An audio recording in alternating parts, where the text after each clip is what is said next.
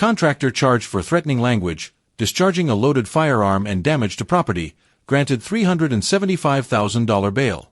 Kawal Ramdeen, known as Tano, a 42-year-old contractor, was arrested on December 25, 2024, at approximately 8 p.m. and subsequently charged with several offenses against Amanda Khan, a 29-year-old supervisor from Nonpareil, East Coast Demerara.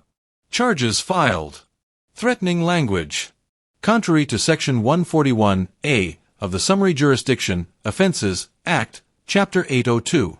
Discharging a loaded firearm with intent. Contrary to Section 55A of the Criminal Law Offenses Act, Chapter 801. Malicious damage to property. Contrary to Section 160 of the Criminal Law Offenses Act, Chapter 801. On December 27, 2024, Ramdeen appeared at the Vigilance Magistrate Court No. 1 before Senior Magistrate Sunil Scarce, where the charges were formally read to him. He pleaded not guilty to all three charges. Bail conditions.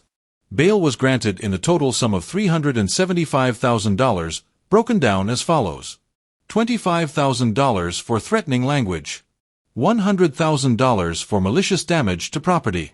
$250,000 for discharging a loaded firearm with intent. The bail conditions include reporting twice per month at the Vigilance Police Station. No contact with the victim, Amanda Khan. Lodging his passport with the court. The matter has been adjourned to February 17, 2025, for disclosure. Motorcyclist, 33, dies in Cummings Lodge accident, driver flees scene. A tragic accident occurred on Friday night, resulting in the death of Ryan Jordan, a 33-year-old motorcyclist. Jordan was struck by a motorcar while riding along the Cummings Lodge main access road at approximately 8:30 p.m. According to reports from police headquarters, Jordan was riding his motorcycle, #CG6668, when a red motorcar, #PMM3148, traveling in the opposite direction, swerved into his lane. The vehicle was reportedly moving at a high speed, and as it approached the vicinity of 7th and 8th Fields, it collided with Jordan. The impact caused both the motorcycle and Jordan to be thrown into the air before landing on the western grass parapet, resulting in severe injuries. Emergency services were summoned, but Jordan was pronounced dead at the scene. His body has been transported to the Memorial Gardens Funeral Home, awaiting a post-mortem examination. In the aftermath of the collision, Ronnie Ryuda, an occupant of the car, was questioned by police. He stated that he and the driver, whose identity remains unknown, initially attempted to assist Jordan. However, they were reportedly attacked by individuals in the area, causing the driver to flee and leave Ryuda behind. Ryuda claimed he was robbed of his wallet and other valuables during the incident and sustained injuries from the assault. He was subsequently taken to the Georgetown Public Hospital, where he was treated for a fractured skull and is now in stable condition. The police are actively searching for the driver of the motorcar as investigations continue into this tragic incident. Corentyne man fatally struck by speeding car. Guyana Chronicle. A tragic incident occurred on Tuesday night when Jermaine Fraser, a 48-year-old machine operator and rice farmer from Hogsty Village, was fatally struck by a speeding car along the Corentyne main access road. According to reports, Fraser was traveling home with his wife, Sherry Prasad, and two others in a canter after an outing in Rose Hall Town. The group stopped at a shop in Letterkenny Village for refreshments. While Fraser stood nearby, a car driven by Brian Mahadio, a 24-year-old from Hampshire Village, struck him at high speed. An emotional Prasad recounted the harrowing moments following the accident. "We rushed to my husband's assistance as he was flung some distance away," she said.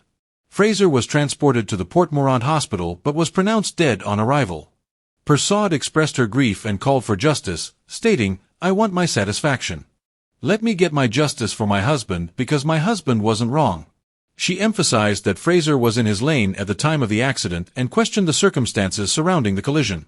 Fraser, who was well known in his community, leaves behind his wife and two children.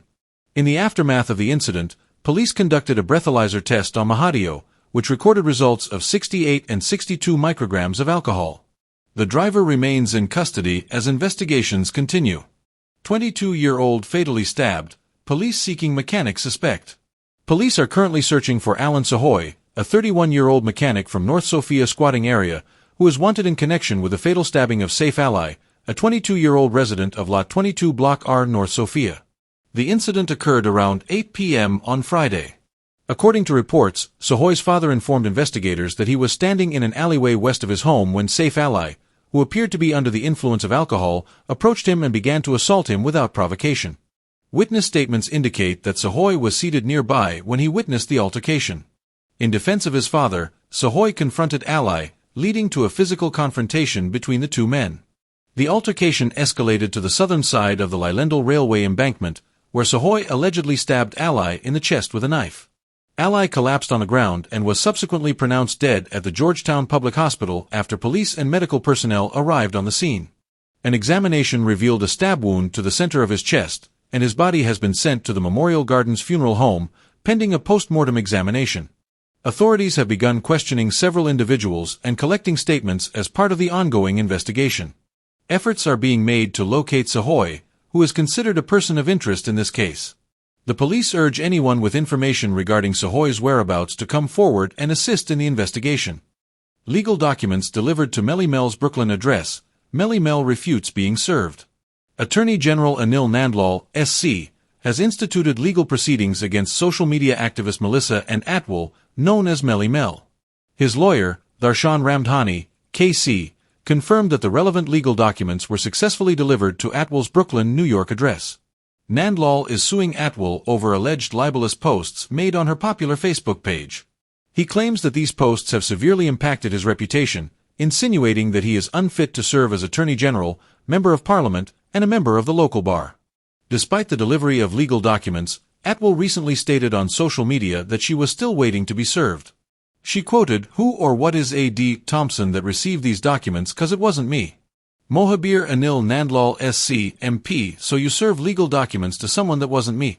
However, Ramdhani clarified that a court order was granted on December 17, 2024, by Justice Nicolas Pierre, allowing for substituted service. This order permitted Nandlal to send the documents via prepaid courier to Atwell's Brooklyn address.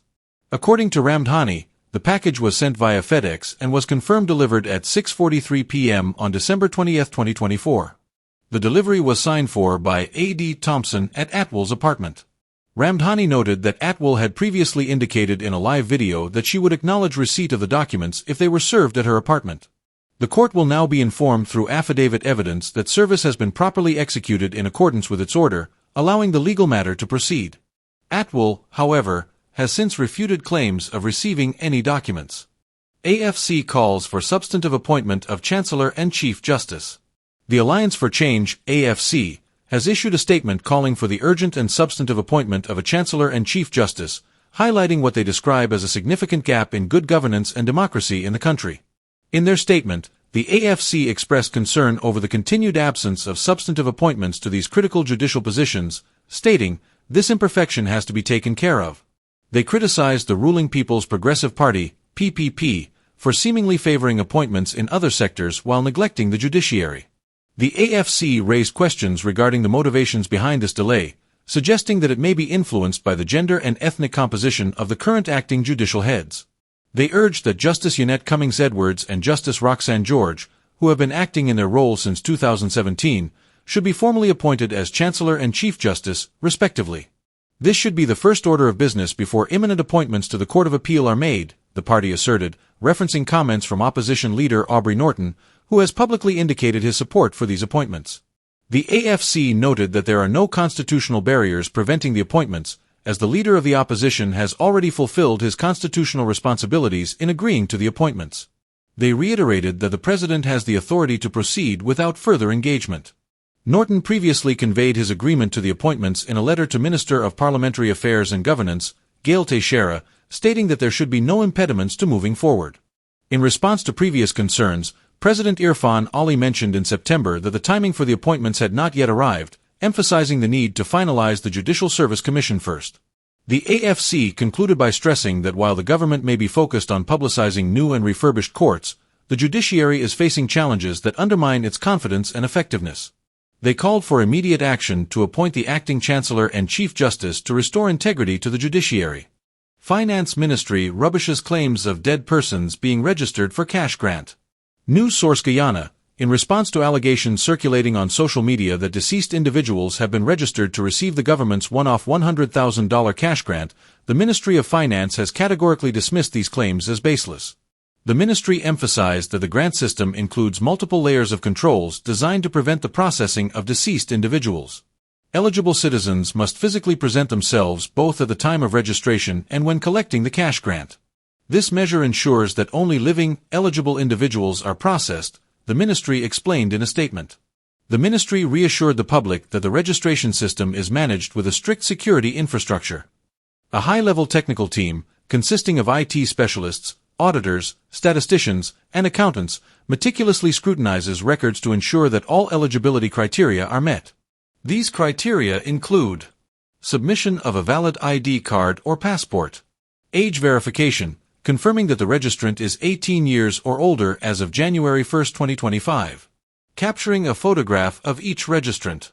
Furthermore, controls are in place during the distribution of checks. Beneficiaries must present a valid ID or passport to collect their payments. At this stage, distribution officers take a photograph of the beneficiary and compare it with the image on the signature sheet prior to handing over the payment. The Finance Ministry underscored that it would be a criminal offense for anyone to accept payment for which they are not eligible. They warned that despite the robust measures implemented, individuals found attempting to cheat the system will face legal action.